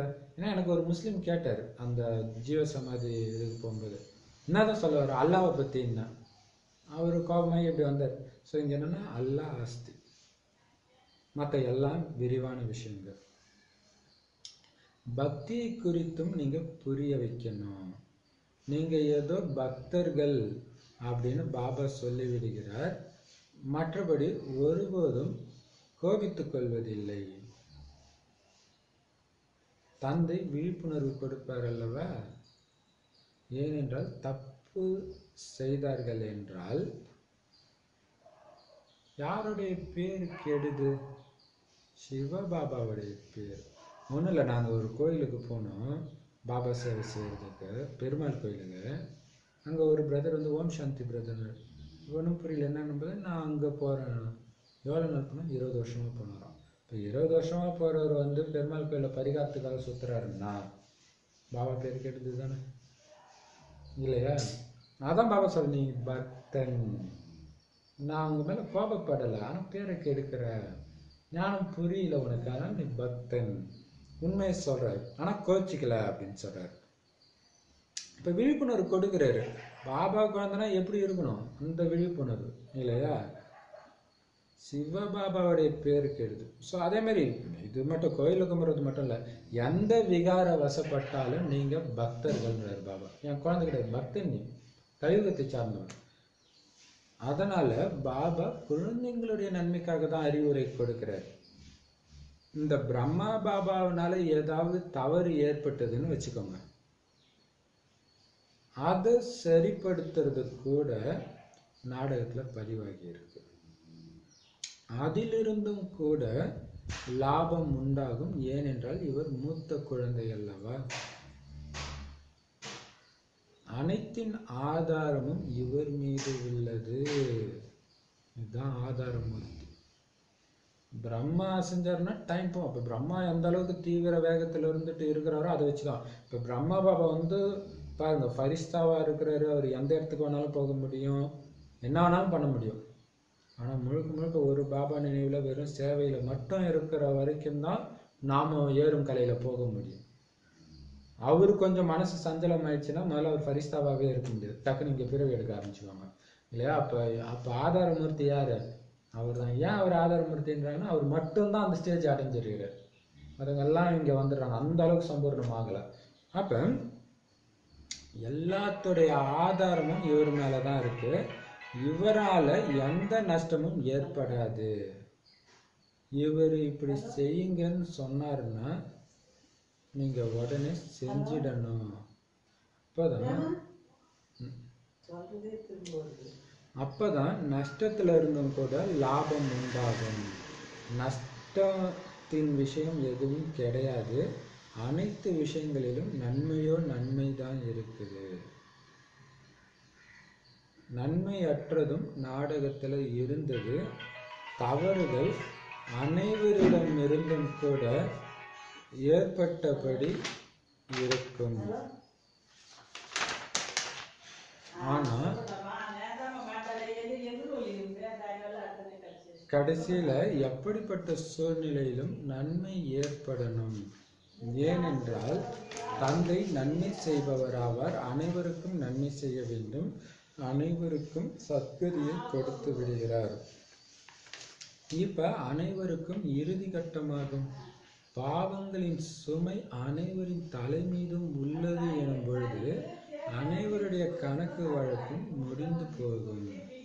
தண்டனைகள் கிடைப்பதில் தாமதம் எதுவும் இருக்காது. ஒரு வினாடியில் ஜீவன் முக்தி கிடைக்கும் என்றால் ஒரு வினாடியில் பாவங்களுக்கான தண்டனை அனுபவிக்க முடியாது. காசி கல்வெட்டில் நடப்பது போல சரீரம் விடுபட்டு விடுகிறது. ஆனால் சிவபாபாவிடம் சென்று சந்திக்கலாம் என்றல்ல, இல்லை. முந்தைய பாவங்களின் கணக்கு முடிந்து பிறகு புதிதாக தொடங்குகிறது. இடையில் யாரும் திரும்பி செல்ல முடியாது. ஞானம் ஒரு வினாடிக்கானதாக இருக்கலாம், ஆனால் படிப்பை படிக்க வேண்டும். தினந்தோறும் சிவபாபாவின் ஆத்மா ஞானக்கடலாக இருக்கும். அவரே தான் வந்து கற்பிக்கிறார். கிருஷ்ணரோ தேகதாரி ஆவார், மறுபிறவிகளில் வருபவர். பாபா அஜன்மா, அதாவது பிறப்பிற்கு அப்பாற்பட்டவர். யார் படிக்க போறது இல்லையோ அவங்க கண்டிப்பா தடைகளை ஏற்படுத்துவாங்க. ஸோ படிக்காதவங்க கண்டிப்பா தடை ஏற்படுத்துவாங்க. ஞானத்தை படிக்காதவங்க யஜ்யத்தில் தடைகள் ஏற்படும். அகலைகள் மீது கொடுமைகள் இழைக்கப்படும். அவை அனைத்தும் கல்பத்திற்கு முன்பு நடந்தது போல நடந்து கொண்டிருக்கின்றன. அசுரர்கள் எப்படி ஆர்ப்பாட்டம் செய்கின்றனர், படங்களை சிதைக்கின்றனர். சில சமயங்களில் நெருப்பு பற்ற வைப்பதற்கும் கூட தாமதிப்பதில்லை. நாம் என்ன செய்வது? உள்ளுக்குள் விதி என புரிந்து கொள்கிறோம். வெளிப்புறத்தில் போலீஸ் முதலானவர்களிடம் முறையிட வேண்டியுள்ளது. கல்பத்திற்கு முன்பு என்ன நடந்ததோ அதுவே நடக்கும் என உள்ளுக்குள் தெரிந்திருக்கிறோம். இதில் துக்கத்துக்கான விஷயம் எதுவுமே கிடையாது. நஷ்டம் ஏற்பட்டது என்றால் அதனால் எந்த பாதிப்பும் கிடையாது. ஏன்னா பிறகு மற்றொன்றும் தயாராகிவிடும். கண்காட்சி முதலானவை நடத்தினீர்கள் என்றால் 8 நாட்களுக்கு இன்சூரன்ஸ் செய்து கொள்ளுங்கள் என பாபா சொல்லியிருக்கிறார். யாராவது நல்ல மனிதராக இருந்தால் அதற்கு கட்டணம் கூட வாங்க மாட்டார். இன்சூரன்ஸ் செய்யாவிட்டாலும் கூட என்ன, பிறகு புதிய நல்ல படங்கள் உருவாகிவிடும். ஒவ்வொரு காலடியிலும் கோடிகள் உள்ளன. உங்களுடைய ஒவ்வொரு காலடியும் ஒவ்வொரு வினாடியும் மிகுந்த மதிப்பு வாய்ந்ததாகும். நீங்கள் கோடிகளின் அதிபதி ஆகிறீர்கள். 21 பிறவிகளுக்காக பாபாவிடமிருந்து ஆஸ்தி எடுக்கிறீங்க அப்படின்னா எவ்வளவு நல்ல விதமாக படிக்கணும். அங்கே சொர்க்கத்தில் அளவற்ற செல்வம் இருக்கும். எண்ணக்கூடிய விஷயமே இருக்காது. ஆக பாபா எவ்வளவு உங்களை செல்வந்தர்களாக சுகமிக்கவர்களாக ஆக்குகிறார். வருமானம் எவ்வளவு உயர்ந்தது. பிரஜை கூட எவ்வளவு செல்வந்தராக ஆகிறார். இது 21 பிறவிகளுக்கான வருமானத்துக்கான வழி. இது மனுஷன்லேருந்து தேவதை ஆகக்கூடிய பாடசாலை. இங்கே யார் படிக்க வைக்கிறது? தந்தை. பிறகு இப்படிப்பட்ட படிப்பில் தவறு செய்யக்கூடாது, தவற விடவும் கூடாது. நல்லது. பாருங்க, பாபா சொல்றாரு,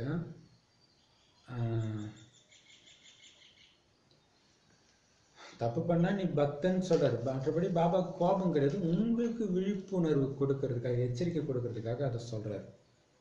பிரம்மா மூலமா ஏதோ தப்பு நடந்தா கூட அதை சரிப்படுத்துற பொறுப்பு கூட யாருடையது? பாபாவுடையது.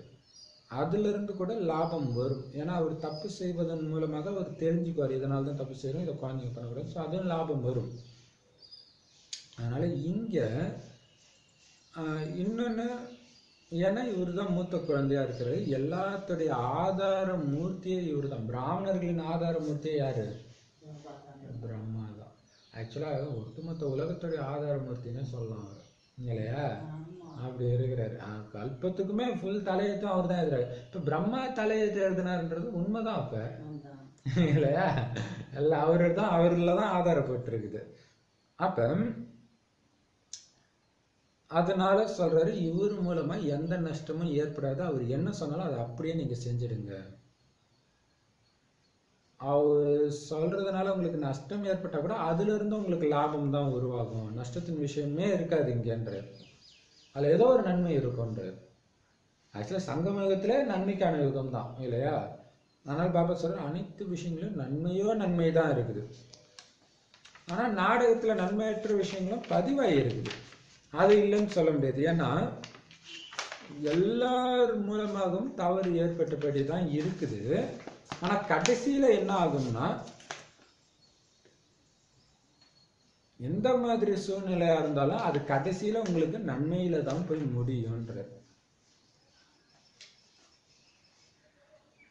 ஏன்னா தந்தை நன்மை செய்பவராச்சு, அவரு கையை பிடிச்சிட்டீங்களே. இப்ப ஆனா தற்காலிகமா உங்களுக்கு நிறைய தடை வரும், என்னென்னமோ இருக்கும். ஆனா கடைசியில அது போறது பார்த்தா நன்மைதான். அதை மட்டும் கண்ணை மூடிட்டு, இப்ப ஏதோ ஒரு மாதிரி தெரியும், ஏதோ மருந்து சாப்பிடும்போது கசக்கான உடம்பு சரியாகுது, அது மாதிரி நன்மை செய்பவர் கிடைச்சிருக்கிறாரு. ஸோ எல்லோருக்கும் நீங்க நன்மை செய்யணும். அவருடைய வேலை என்னது? எல்லோருக்கும் நன்மை செய்யணும். அதை பண்றாரு. எல்லோருக்கும் சத்கதி கொடுத்துறாரு. ஏன்னா இப்ப எல்லாருக்குமே இது கடைசி கட்டம்.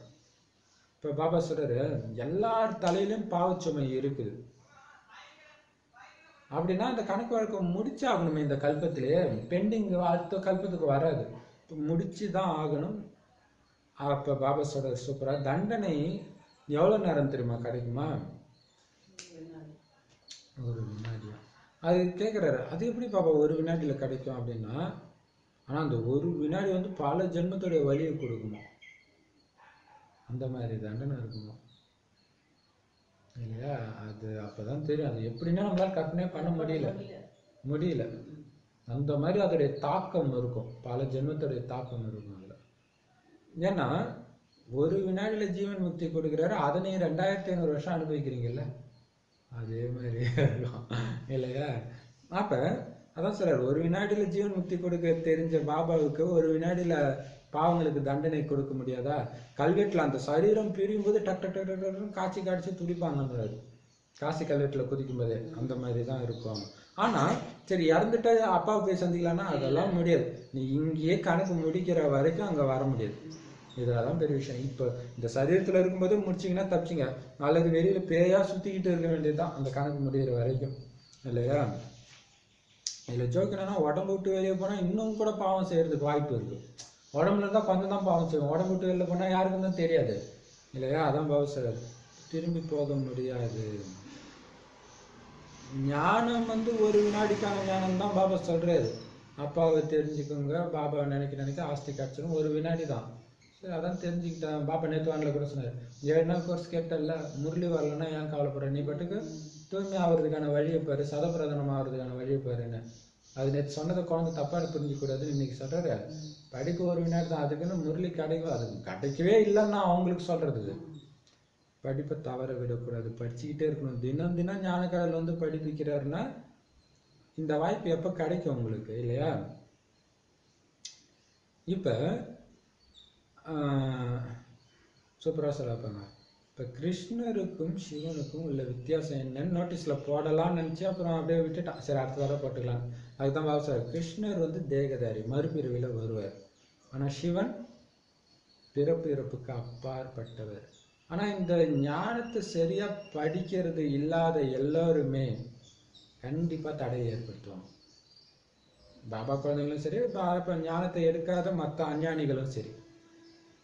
அதுக்கு தான் பாபா சார் நிறைய தடை ஏற்படும் இந்த யுகத்தில். அபலைகள் மேலே கொடுமைகள் நடக்கும் சொல்லியே கொடுக்குறாரு இந்த ஞானத்தை. அதையும் மீறி பாபா பிடிக்கும்னா அதான் அன்பு, அதுக்கு தான் பரிசு, இல்லையா? இது எல்லாமே கல்பத்துக்கு முன்னாடி நடந்தது மாதிரியே நடக்குது. அசுரர்கள் நிறைய ஆர்ப்பாட்டம் செய்யறத பார்க்குறீங்க. அதாவது தடை ஆரம்பத்தில் இருந்துச்சு இல்லையா? படத்தெல்லாம் அடித்து நொறுக்கி தீ வச்சது அதெல்லாம் சொல்கிறாரு. படத்தை சிதைச்சாங்க, நெருப்பு வச்சுக்கிறது கூட தயங்கினது கிடையாது. ஆனால் நாம் என்ன புரிஞ்சுக்கிறோம், நாடகத்தில் பதிவாக இருக்குது. இதில் கஷ்டப்படுறதுக்கான விஷயம், இதில் வந்து துக்கத்தின் விஷயமே கிடையாதுன்றது. நாடகத்தில் பதிவான காட்சி வருது, அது நாடகத்தில் ஓடுற காட்சி. நீங்கள் நாடகத்துலேருந்து விலகிலாம் பார்க்கணும். ஆனால் வெளியில் இந்த நடவடிக்கை எடுக்க வேணும் அப்படின்றதுக்காக தான் நீங்கள் போலீஸ்கிட்ட சொல்கிறீங்க. ஆனால் உங்களுக்கு தெரியும் அது கண்டிப்பாக நடந்து தான் ஆகணும்ன்ட்டு, இல்லையா? அதனால் எந்த பாதிப்பும் கிடையாது. ஒரு படத்துக்கு கொடுத்தனா அதோட சூப்பர் படம் தயாராகிடும்ன்றார். கரெக்டு தானே, இல்லையா? இப்போ பாபா சொல்கிறாரு, ஆனால் பாபா சொல்கிறார் என்ன சொல்லியிருக்கிறது, கண்காட்சி ஒரு வாரம் வைக்கிறீங்கன்னா அந்த ஒரு வாரத்துக்கு இன்சூரன்ஸ் எடுங்கன்ட்டு. ஆனால் அந்த இன்சூரன்ஸ் கம்பெனிக்காரர் இந்த பாபாவுடைய கொஞ்சம் நல்ல மனுஷனாக இருந்து இதை கொஞ்சம் புரிஞ்சுக்கிட்டாரு, ஸ்லைட்டாக இது இறைவனுடைய செய்தி நல்ல செய்தின்னு தெரிஞ்சுக்கிட்டா கூட போதும், காசு வாங்க மாட்டாருன்றார். சரி, இன்சூரன்ஸ் பண்ணலை, நஷ்டமாயிடுச்சு, என்ன பண்ணுறது? பரவாயில்ல, உருவாயிடும். சிவபாபா பண்டாரம் நிரம்பிட்டே இருக்கும், அது பாட்டுக்கு வந்துட்டே இருக்கும், ஏன் கவலைப்படுறீங்க? ஏன்னா ஒவ்வொரு காலடியிலும் கோடி சம்பாதிச்சுட்டு இருக்கிறீங்க. ஒரு அடி பிராமணன் நடக்கும்போதும், இப்போ பிராமணன் நடக்கிற அடிக்கு தான் மரியாதை, கிருஷ்ணர் நடக்கிற அடிக்கு கிடையாது. ஆனால் இவங்க கிருஷ்ணரை தானே காலடி வச்சு ஜென்மாஷ்டமி கொண்டாடுவாங்க. ஒவ்வொரு காலடியிலும் ஒவ்வொரு வினாடியிலும் கோடி கோடி கோடி கோடி வருமானம் இருக்குது. அவ்வளோ மதிப்பு மிகுந்தது இது சங்கமேகத்துடைய ஒவ்வொரு வினாடியும். கோடிகளின் அதிபதி ஆகுறீங்க இந்த சங்கமேகத்துலன்னா. 21 பிறவிக்கு பல கோடியை சேர்த்துக்கிட்டு இருக்கிறீங்கன்னா இந்த படிப்புக்கு நீங்கள் எவ்வளோ மரியாதை கொடுத்து எவ்வளோ நல்ல விதமாக படிக்கணும், எவ்வளோ ஆழமாக படிக்கணும், எந்த அளவுக்கு தாரணம் செய்யணும், இல்லையா? ஏன்னா இப்போ இருக்கிற செல்வத்தை எண்ணிக்கிட்டு நேரத்தை வீணாக்காதீங்க. அங்கே அளவற்ற செல்வம் இருக்கும், உங்களால் எண்ணவே முடியாது. அந்த மாதிரி செல்வந்தரா சுகமிக்கவராக ஆக்குறாரு. அந்த மாதிரி வருமானம் இப்போ சேமிச்சுட்டு இருக்கிறீங்க. அங்கே இருக்கிற கீழ்மட்ட பிரஜை கூட மிகப்பெரிய பணக்காரராக ஆகுறாரு அப்படின்னா இந்த படிப்பு தான் இந்த 21 பிறவிக்கான அப்படிப்பட்ட வருமானத்துக்கான வழியே. அதனால் படிப்பில் எந்த தவறு நடந்துடக்கூடாது, எந்த காரணத்துக்கு ஒன்றும் படிப்பை விட்டுடக்கூடாது, தவற விடக்கூடாது. ஏன்னா மனுஷன்லேருந்து தேவதையாக்கக்கூடிய ஸ்கூல் இது மட்டும்தான். நல்லது. இனிமையிலும் இனிமையான காணாமல் போய் கண்டெடுக்கப்பட்ட செல்ல குழந்தைகளுக்கு தாய் தந்தை பாப்தாதாவின் அன்பு நினைவுகளும் காலை வணக்கம். ஆன்மீக குழந்தைகளுக்கு ஆன்மீக தந்தையின் நமஸ்காரம். ஆன்மீக தாய் தந்தைக்கு ஆன்மீக குழந்தைகளின் அன்பு நினைவுகள் மற்றும் நமஸ்தே. தாரணைக்கான முக்கிய சாரம், இந்த நன்மை நிறைந்த யுகத்துல நடக்கிற அனைத்து விஷயத்திலுமே நன்மை தான் நிறைஞ்சிருக்குது. அது மட்டும் மைண்டில் ஓடிக்கிறாங்க. ஏதோ நல்லது இருக்கிறதோ நல்லது இருக்கிறதோ நல்லது இருக்குது. நமக்கு நன்மையற்றது எதுவுமே நடக்காது. அந்த அளவுக்கு அசைக்க முடியாத நிச்சயத்துக்கு இருக்கணும் இல்லையா? நடக்க வாய்ப்பே கிடையாது. ஒவ்வொரு விஷயத்திலும் அப்போ பாருங்கன்னா கட்டுசினத்தில் சுனாமி வரும், வெட்டு குத்து கொலை எல்லாம் நடக்கும். ஆனால் இதை ஏதோ நன்மை இருக்குதுன்னு நீங்கள் குஷியாக இருந்தீங்கன்னா மார்க். நீங்கள் ஏதோ நடந்துருமோன்னு பயந்தா கூட உங்களுக்கு எதுவும் நடக்காது. ஆனால் பயப்படுறீங்க பாருங்க, கிடக்கிறாருன்னு மார்க் குறையும். அதை புரிஞ்சுக்கணும். ஒவ்வொரு அடியிலும் நான் வருமானம் சேர்க்கணும். குஷியாக இருந்தால் வருமானம், குஷியாக இருந்தால் வருமானம் போச்சு. அப்போ ஒவ்வொரு விஷயத்திலும் ஒவ்வொரு நொடியிலும் ஒவ்வொரு அடியிலும் நன்மை தான் இருக்குதுன்றதை புரிஞ்சுக்கிட்டு எப்பவுமே கவலையற்றவராக இருக்கணும். 2வது பாயிண்ட், சதா ரோஜா மலர் மாதிரி ஆகணும் அப்படின்னா இந்த படிப்பு மேல முழுமையான கவனம் கொடுக்கணும். படிப்புல எந்த தவறும் செய்யக்கூடாது, எடுக்க மலராக ஆகிடக்கூடாது. வரதானம், பிரச்சனைகளை ஏறும் கலைக்கான சாதனமாக வாய்ப்பாக அனுபவம் செஞ்சு எப்பவுமே திருப்தியாக இருக்கக்கூடிய சக்திசாலியாக சக்தி நிறைந்தவராக ஆகுங்கள். அதுக்கு விளக்கம், சக்திசாலி ஆத்மாக்கள் பிரச்சனைகளை நேரான பாதையை கடப்பது போல கடந்து சென்று விடுவார்கள். பிரச்சனைகள் அவர்களுக்கு ஏறும் கலைக்கான சாதனமாக ஆகிவிடுகிறது. அனைத்து பிரச்சனைகளுமே தெரிந்ததாக புரிந்ததாக அனுபவமாகும். அவர்கள் ஒருபோதும் ஆச்சரிய வசப்பட மாட்டார்கள். எப்பவுமே திருப்தியாகவே இருப்பாங்க. வாயிலிருந்து ஒருபொழுதும் காரணத்துக்கான வார்த்தையை வெளிப்படாது. ஆனா அதே நேரத்துல காரணத்தை நிவாரணமாக மாற்றி விடுவார்கள். சூப்பர் இல்லையா? அப்ப பாருங்க, அப்ப பிரச்சனைகள் கோணமானலான வழி மாதிரி தான் தெரியும் உலகத்துல எல்லாருக்கும். ஆனா நமக்கு அப்படியே நேரம் எல்லாம் கரெக்டா இருக்கிற மாதிரி இல்லையா? பஸ் பயங்கர டிராஃபிக் ஜாம் ஆகுது, அப்படி செம்ம ஸ்பீடா அப்படி போறது கூட ஏதோ இவங்களுக்காக பஸ் எல்லாம் ஒதுங்கி வழி விட்டா மாதிரி இவங்க படி ஸ்ட்ரைட்டா போயிட்டு இருப்பாங்க. அப்படின்னு என்ன அர்த்தம்? பிரச்சனை மாதிரியே அவங்களுக்கு அவங்க வீட்டுக்கு நேரம் அப்படியே கண்ணை மூடிட்டு கடக்கிற மாதிரியே இருக்கும். அவங்களுக்கும் தனியா ஒரு ரூட் ஒத்தையடி பாதை ரோட்டுக்கு குறுக்கில் போட்டு இருக்கிற மாதிரி இவங்க போவாங்க. அதாவது அந்த பிரச்சனையே அவங்களுக்கு தெரியாது. ஏன்னா பிரச்சனைகள் அவங்க ஏறுறதுக்கான ஒரு படிக்கட்டு ஆகிடுது. அப்ப நம்ம உண்மையில நன்றி உணர்வோட பார்க்கணும் நமக்கு துக்கம் கொடுக்குறவங்கள. ஏன்னா நமக்கு ஆத்மா எவ்வளவு சகிச்சுக்க முடியும்னு அவங்க நமக்கு காட்டுறாங்க இல்லையா? அதனால ஏறும் கலைக்கான சாதனம் ஆயிடுது. அது மட்டும் இல்லாம ஐயோ இப்படி ஒரு ப்ராப்ளம் இருந்துச்சு, இதுக்கு என்ன சொல்யூஷனே தெரியலையா அப்படி அவங்க நினைக்க மாட்டாங்களாம். ஏற்கனவே தெரிஞ்ச விஷயம் மாதிரி அனுபவம் ஆகும். இது தெரியுமே, இது வரதான் செய்யலாம், ஆமா இருக்கதான் செய்யலாம். அப்படி ஏற்கனவே தெரிந்ததாக புரிந்ததாக அனுபவம். அது மட்டும் இல்லை, அதுக்கு புரிஞ்சு அதை எப்படி சரி பண்ணணுன்றது கூட அவங்களுக்கு தெரியுமா அப்பவே. அதனால அவங்க ஆச்சரியப்பட மாட்டாங்க. சே இவன் போய் இப்படி பண்ணிட்டாங்க, இவங்க போய் இப்படி பண்ணாங்க. நடக்கும், எல்லாம் நடக்கும், எல்லாம் எதிர்பார்க்கறது தான். அப்ப அதனால எப்பவுமே திருப்தியா தான் இருப்பாங்க. வாயிலிருந்து ஒருபோது கூட சே இவன் தான் காரணம், அவன் தான் காரணம், இதுதான் காரணம்ன்ற அந்த காரணத்துக்கான வார்த்தையே வெளிப்படாது. ஆனா அந்த பிரச்சனையும் போது அந்த காரணத்தை நிவாரணமா மாத்திடுவாங்க. காரணம் வர்றதுக்கு முன்னாடி அதுக்கு இப்படி பண்ணா சரியாயிடும், முடிஞ்சு போச்சு. இவங்க கிட்ட கொடுத்தோம், இது சரி பண்ணாச்சா, இவனை நம்பி தானே கொடுத்தாங்கன்னா சரி ஒன்றும் பிரச்சனை இல்லை, அடுத்த தடவை வேற ஒருத்தங்கிட்ட கொடுக்கணும், இவங்களுக்கு அது முடியாது போல இருக்கு அப்படின்னு டக்குன்னு அப்படி புரிஞ்சுக்குவாங்க. ஸோ காரணம் அதுக்குள்ளே போய் டைம் வீணாக்க மாட்டாங்க. நிவாரணம், இப்போ இந்த தப்பு நடக்காமல் இருக்கிறதுக்கு என்ன பண்ணணும் அதை பண்ணுவாங்க, முடிஞ்சு போச்சு. இதெல்லாம் யார் பண்ணுவா? சக்திசாலி ஆத்மா. யார் சக்திசாலியாக இருக்க முடியும்? சதா பாபாவுடைய நினைவும் பாபாவுடைய ஞான சிந்தனையும் மட்டுமே மைண்டில் ஓடிட்டு இருக்கு, சேவைக்கான சிந்தனை மட்டுமே ஓடிட்டு இருக்கிறவங்க தான் சக்திசாலியாக இருக்க முடியும். இது சக்திசாலியான ஆத்மாக்களுடைய அடையாளம். இந்த சக்திசாலியா அப்போ பாருங்க, இன்னொன்று இதில் இல்லாத ஒரு விஷயத்துலேருந்து வருது இது இல்லையா? சக்திசாலிக்கு அது வேற ஒரு வார்தானோ வேற ஒரு வானிலை வருது. ஸோ அதோட தெரிஞ்சு இது பண்ணாதான் இது வரும். அப்போ இது பிரச்சனை நீங்கள் மாட்டினீங்கன்னா சக்திசாலி ஆகலாம். அப்போ சக்திசாலி ஆகிறதுக்கு என்ன பண்ணும்? ஒரு பாபா தவிர உங்கள் கண்ணுக்கு எதுவுமே தெரியக்கூடாது, இந்த உலகத்தில் உள்ள எதுவுமே கண்ணுக்கு தெரியக்கூடாது. ஸ்லோகன் நம்ம போன தடவை கூட படிச்சுமே, கண்ணாடி முன்னாடி தெளிவாக இருக்கிற மாதிரி அவங்க அவ்வளோ சக்திசாலியாக இருப்பாங்க. மாயாவுடைய எந்த கவர்ச்சியும் அவங்களை கவர்ந்து இருக்காது இல்லையா? பரவாயில்ல, அன்னைக்கு பண்ண ப்ராக்டிஸ் நல்லா ஆழமாக பதிஞ்சிருப்பாங்க இல்லையா?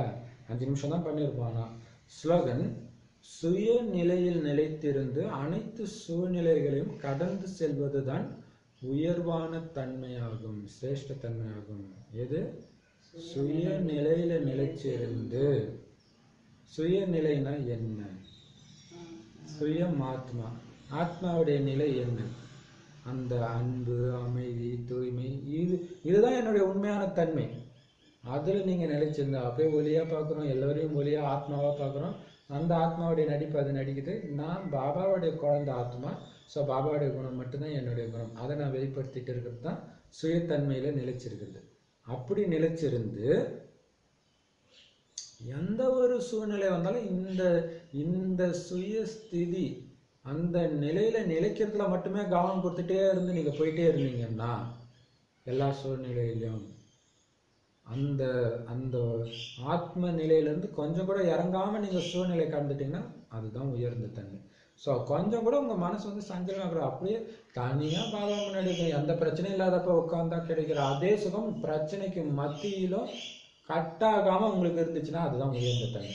அதான் பாபா சொல்ற, இருக்கிறதுலே உயர்ந்த கல்வி. சர்க்கஸ்காரன் வந்து உடம்பு கண்ணா பின்னான்னு வளைக்கிறான், அது ஒரு கலை. ஆனா அதையெல்லாம் விட மிகப்பெரிய உயர்ந்த கலை, உலகத்திலே நம்பர் 1 கலை எதுனா, உங்களுடைய புத்தி எந்த சூழ்நிலையிலும் எங்க போகணும்னு நீங்க நினைக்கிறீங்களோ அங்கேயே இருக்கணும், எவ்வளவு நேரம் வேணாலும் நீங்க நினைக்கிற அளவுக்கு இருந்துச்சுன்னா அதான் நம்பர் 1 கலை. அந்த ஒரு கலையின் மூலமாக அத்தனை கலைகளும் உங்களுக்குள்ள நிரம்பிடும், 16 கலைகளும். அப்ப பரந்தாமத்திலே இருக்க முடியணும், சூக்ஷ்மமான சூக்ஷ்மதத்துல இருக்கணும், ஞானத்தை மட்டுமே செஞ்சுட்டு இருக்க முடியணும். ஸோ அப்படி இருந்துட்டு நீங்க அந்த சூழ்நிலை மாறி மாறி வந்தாலும் இந்த நிலை உங்களுக்கு மாறாம இருந்துச்சுன்னா அதுதான் உயர்ந்த தன்மை, சிரேஷ்ட தன்மை. ஓம் சாந்தி. ஃபர்ஸ்ட் எடுத்ததும் இனிமையான குழந்தைகளே, சிவபாபாவுடையவர்களாகி தவறு செய்தீர்கள், அதன் மூலம் சிவபாபாவுக்கு கெட்ட பெயர் வாங்கிவிடுவீர்கள். பாபா எடுத்ததும் அதான் சொல்றாரு. அப்புறம் என்ன சொன்னாரு? அப்புறம் படைப்பவர் யாருன்னா அப்பயே நம்ம தெரிஞ்சுக்கணும் இல்லையா? படைப்புன்னு சொன்னா படைப்பவர் கொஞ்சம் ஞாபகம் வரணும். படைப்பவர் ஞாபகம் வரணும். அப்புறம் வந்து அச்சுதம் பேசணும்னு சொல்லி மயனெல்லாம் பாடுறாங்க, அதெல்லாம் தவறு அப்படின்னு சொன்னாரு. நாராயணன் முன்னாடி பாடினா தவறு, சிவபாபாவுக்கு மட்டும்தான் அது பொருந்தும். அது நாராயணன் தானே பாடுறாங்க இல்லையா? அதனால அதுக்குதான் தவறு பாபா சொல்றாரு. மற்றவங்க அப்பாவை மட்டும்தான் ஏத்துக்கிறாங்க, அவங்களுக்கு என்ன கிடைக்கும்? முக்தி மட்டும்தான். அம்மாவை ஏத்துக்கலன்னா சொர்க்கத்துக்கு வர முடியாது, பிரம்மாவை ஏத்துக்கலன்னா சொர்க்கத்துக்கு வர முடியாது. சங்கர் பாத்தீங்க, யாருமே சிவனை ஏத்துக்கணும் பிரம்மா ஏத்துக்கணும், அப்ப சொர்க்கத்துக்கு வர பக்தர் லிஸ்ட் முடிஞ்சு போச்சு. முக்தி தான் எல்லாருக்கும் கிடைக்குங்க, அதுக்கேற்ற முயற்சி பண்ணணும். பிரம்மா போஜனத்தை பத்தி சமஸ்கிருதத்துல மகிமை சொல்றாங்க, அது அப்படி கிடையாது, அதுவும் தவறுன்றாரு. புரிய வைங்க, உண்மையான பிராமணர்கள் நீங்க அவங்களுக்கு புரிய வைக்கணும், யுக்தியோட புரிய வைக்கணும். அந்த பணிவுன்ற பாதுகாப்பு கவசத்தை அணிஞ்சுக்கிட்டு புரிய வைக்கணும். பணிவு இல்லைன்னா அவ்வளவுதான், அதுக்கப்புறம் உங்க முகத்திலே முடிக்க மாட்டாங்க அவங்க. அப்புறம் இன்சூரன்ஸ் எடுங்க, இல்லாட்டினாலும் பரவாயில்ல, புதுசு உருவாகிட்டே இருக்கு. நீங்க கவலைப்படுறீங்க, எதுலேயும் நஷ்டம் கிடையாது. கல்பத்துக்கு முன்னாடி நடந்தது தான் நடக்குது. அப்புறம் என்ன சொன்னீங்க? வரும்போது சிவபாபாடா எல்லாரும் உள்ளாதான் வராங்க. பல விதமான மலர்கள் உருவாகுறாங்கன்றது இல்லையா? எருக்கும் பூவாகிறது நறுமணமிக்க மலராகணும் நம்ம பாபாவுக்கு, அதுதான் ஆசை. பாபா குடும்பஸ்தனா துறவர மார்க்கத்தை சேர்ந்தவங்க யாருக்கும் தெரியும். ஃபர்ஸ்ட் அதான் சொன்னாங்க. துறவரமா பாபா சிவபாபா குடும்பஸ்தர் தான். பாபா குடும்பஸ்தர், தாயும் தந்தையும் நீன்னு அதனால சொல்றாங்க. வரதானம் என்ன சொன்னாரு? வரதானம் வந்து எந்த பிரச்சனைகள் வந்தாலும் அது ஏறும் கலைக்கான சாதனம்னு நம்ம அதனால எப்பவுமே திருப்தியா இருக்காங்க. காரணத்தை சொல்லிட்டு பண்ணாம நிவாரணத்தை பாடணும். சூப்பர்ல. இவங்க கூட சேவை செஞ்சா இவங்க இப்படி பண்ணாங்க தப்பு, சரி ஓகே. அவங்க தப்பு பண்ணா அவங்க எதை ரைட்டா பண்ணாலும் அந்த சேவை நம்ம எடுக்கணும், அந்த சேவை அவங்களுக்கு கொடுத்துடலாம். சூப்பர் இல்லையா? ஸ்லோகன் சுயத்துல நம்ம நிலைத்திருந்தா, சுயநிலையில நிலைச்சிருந்து எல்லா சூழ்நிலையும் அப்படியே, அதாவது அந்த ஆத்ம கொஞ்சம் கூட கட் ஆகாம நீங்க எல்லாத்தையும் பண்ணிட்டீங்கன்னா இதுதான் உயர்ந்த தன்மை. ஏறும் கலை, உயர்ந்த கலை, நம்பர் 1 கலை எல்லாமே இதுதான். பாபா சொன்னபடி நம்ம நாடகம்லாம் ஒரு வினாடியில நமக்கு தண்டனையும் கிடைக்கும். ஒரு வினாடி ஜீவன் மாதிரி ஒரு வினாடியில கலை. சரி, ஓம் சாந்தி. நன்றி பாபா.